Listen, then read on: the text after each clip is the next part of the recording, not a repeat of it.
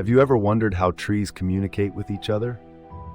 Beneath the surface, there's a secret network of roots and fungi acting as nature's internet. Through this underground connection, trees share nutrients and send distress signals about pests or disease. This cooperation exemplifies a remarkable symbiotic relationship where ancient giants support younger saplings.